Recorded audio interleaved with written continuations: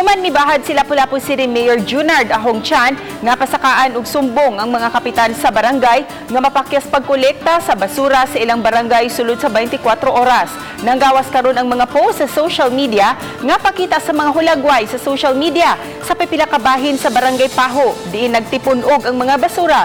Si Luan Mayrundina sa report. May mga basura nga wa gid nila makolekta. So ato ang gimanduan ang ato ang solid waste, ang ato ang Sendro, no? Ang ato ang Environmental and Sanitation Committee, no?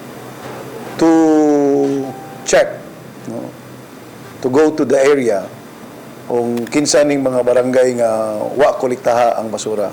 Kini ang pamahayag ni Lapu-Lapu City Mayor Junard Ahongchan kagahapon sa presscon. Subay kini sa mga reklamo nga matud niya na dawat niya gikan sa mga upunganon, pinaagi sa social media. Tungod ni ini, nanawagan usab ang mayor ngadto sa Committee on Health and Sanitation nga i-review ang ordinansa aron mapatasan pa ang multa sa mga makalapas sa lagda. Apan pipila ka oras human sa pamahayag sa mayor nang gawas ang post sa social media nga misumbalik pagsaway sa mayor. Sa page nga only in Lapu-Lapu City, gipakita ni ini ang mga nagtipunog nga mga basura kaniadto sa Paho National High School dihang si Chan pa ang kapitan sa Barangay Paho. Sa post, gipahinumduman ni ini si Chan nga dihang kapitan pa kini kaniadto napakyas usab siya sa pagkolekta sa basura sa iyang barangay. Wala pang masayre kung si kinsa ang admin sa naasoing FB page. Apan gihulagway sa mayor nga walay kamatuuran ang naasoing post. Iyang gipasabot nga bisan pa man kun ang basura anaa sa National Road,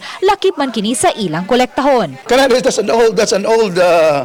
an old picture, and as I said, kana nga area did not belongs to the barangay, it belongs to the city. But despite na sa city na siya nga area nga mokolekta gyapon ang barangay ana. Samtang ang kasamtangang kapitan karon sa Barangay Paho, Lendel Bolyos, mitataw nga siya mismo matag-adlaw mag-roving sa iyang barangay aron masiguro nga regular nga nakolekta ang mga basura. Nasyak po kung limpyo man niya nga naman po sa Facebook nga ingani nga mismo kami nga wa mami magkulang sa amo ang kuan labi na karon nga kato sa una nga makalabay may gilimitan ra may paglabay sa mga basura nga kausa karon pwede naman may makalabay bisag kanos.